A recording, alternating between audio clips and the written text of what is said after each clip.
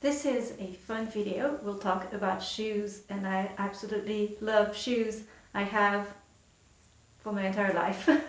Always had an obsession with shoes. It doesn't mean that I've always owned a lot of shoes. I think now I do, even though I think by modern US standards, it's actually not that much, not for the shoes that I have in circulation anyway. I'll talk about that. But I'll talk about especially what to do if you wear a size that doesn't really exist in stores or is really hard to find. So I'll start with a kind of lesson learned story. When I came to the US to study, to come to university, I did it pure immigrant style, 2 duffel bags. And I brought exactly 1 pair of black pumps. Now, in order for this story to make sense, I should specify that black pumps are my staple. They're the shoes that I wear every day, aside for summer, when of course it's sandals, and in the wintertime, now that I live in a cooler climate, where I will wear boots in the depth of winter. But other than that, if I'm indoors, if the weather is mild, black pumps. So yeah, I brought my 1 pair of black pumps, and then of course after about a year they broke down, and I thought, okay, no big deal. So I went to the store. I went to a Payless back when they were still in business. I'm not sure they still are. So I went to a Payless shoe store at the mall, and I knew about Payless, and I knew they were organizing things by sizes, which I thought was really cool. So I go to the size 5 section, and they had 1 pair of boots and 5 pairs of sneakers. And I'm like, oh. So while I was pondering my dilemma, the sales lady came over and she asked me what I was looking for, and I said, well, I'm looking for black pumps in a size 5. And her face lit up and said, oh, well, a size 5 is equivalent, a woman's size 5 is equivalent to a youth size 3, and you will find a lot more choices over there. So I looked at her like her head was screwed upside down, but I humored her. I went to the youth section, and I did find a pair of sneakers with purple butterflies on them and glitter that I really loved, and I was very tempted. But I walked out of the store empty-handed, because after all, I was a grown woman and I was looking for a pair of black pumps. Luckily, a few weeks later, I found a pair at Walmart, deeply discounted. They're only size 5 pair of shoes in their shoe department. They're just like blind luck. Otherwise, I don't know what I would have done. So this was, I should say, pre-online purchase days. I'll get to that. It taught me a lesson. I thought, well, I cannot count on finding shoes that I need at the drop of a hat. I can't go into a shoe store and find my size. So that's actually trick number 1 if you have an unusual size, is to keep a shoe pantry. On this picture, the top 3 or 4 shelves are my shoe pantry, and the bottom 2 or 3 shelves are where I am keeping my off-season footwear. So now when it comes to my black pumps, I have a well-stocked shoe pantry.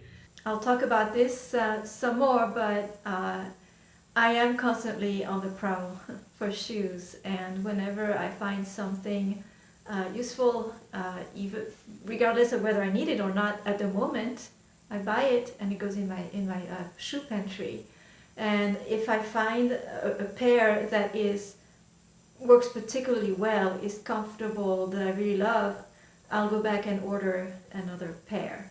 Another example is what I have for my sandals.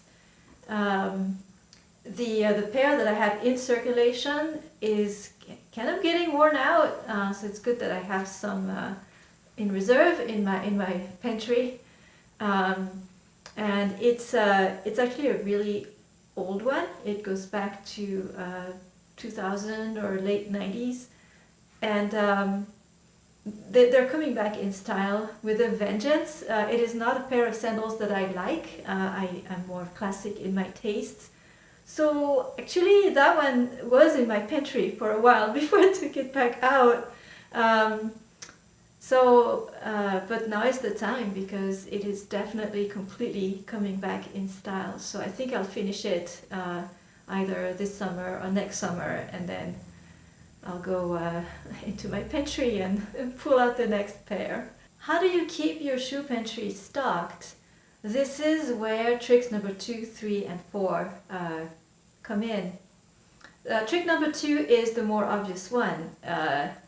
Let's not forget what the sales lady at Payless shoe store told me, and this only works obviously if you have small feet. A size 5 woman is like a size 3 youth. So you go into the youth section because they do have a lot more choices. That works well for informal footwear. So not every shoe in this lineup is informal footwear, I'll get to that. But they're all little girls' shoes. For some it's obvious. You know what they say, pink is the new neutral. I happen to love pink, so that's fine. I'm counting my winter, the heavy winter boots as casual, even though they're quite stylish, I like them. There's the two pair of boots that you would argue are not casual wear, and I would agree. I use them as everyday boots. This is something that I've taken advantage of in recent years, of a number of years now, where they've started making shoes for little girls that look a lot more like women's shoes. So, you know, you can argue about that, whether it's a good thing or bad thing, but for small women, it is a godsend. I use the black boots the most often in the winter time. It's the other staple besides the black pumps, and I get a surprising amount of compliments on those boots. The secret is that they're little girls' boots that I bought at Walmart. The other pair is more clearly little girls. They put bling. You can't quite get away from the glitter and the bling, the rhinestones. The same, see, it's lucky that I like pink. It's lucky that I like bling. So this works for me, and it's not too obvious. I mean, I can wear this with a grown woman outfit, and it's not weird. Another obvious source is online. That is more difficult to handle because it's really important to be able to wear shoes and walk around with them. You don't know that they're gonna work otherwise. With clothing, you can always tailor them, but with shoes, they just really need to work. So there's a couple ways to get around that. One is if I know, for at least a while Amazon was doing that, if you were buying from an Amazon vendor, you got free returns. So free returns are a great avenue. Payless, when they were still in business, would allow you to try on shoes in their store, let's say in a size or two too big, see that they roughly fit, and then you could go online and buy them in a smaller size and have them delivered to the store for free. Free delivery. So I took advantage of that back when Payless was a good shoe store. And another way, when it really comes down to it, there's a shoe inserts. And you can place them strategically to make a pair of shoes that are a little off, but not too off. You can make them fit better. Trick number 4 is harder. It won't work for most, but it is one that works for me. And that's to go shopping in foreign countries. Not every country is filled with huge people. There are countries, you can find a country where your body is more average. For me, and related to where I have family, because that's the other thing, you don't want to buy an airplane ticket just to go shoe shopping. That is not practical. But if you do get the chance to go to a foreign country, and they you know they have a population that's closer to your size, make some time, fight with whoever you're going with and say, I don't care. I'm taking a day to go shoe shopping. So I do that. I have family in France, in Switzerland. Switzerland not as useful because it's also a country of Amazons. But France certainly has smaller women, especially feet, and South Korea is a nice source of shoes. And I've also gone shoe shopping in Japan. Like, how could I miss that opportunity? So I do have my favorite shoe store at the Asakusa Market in Tokyo. So those are all house slippers. There's a running joke in my family. My mom sends us slippers for Christmas, regardless of how many we already have. For me, it's really handy. I absolutely love it. And if I don't need a pair of slippers at the moment, they go in my shoe pantry. And the two slippers on the front, the red and the black pair, are actually Swiss. Now that I'm thinking about that, so for some shoes, you know, are useful to get from still useful to get from Switzerland. They're all my size. By U.S. standards, some of those slippers, house slippers, might be something we would wear outside. Some of them do look quite dressed up. Most of them have a little heel, which is for comfort. We don't think of it this way in the United States, but a compensated heel is actually better than flat shoes, more comfortable. The sandals I have in circulation were actually sandals that I bought when I was in vacation in France, uh, probably 20 years ago. One thing that I regularly ask my mom to send me or that I buy are those little white canvas shoes.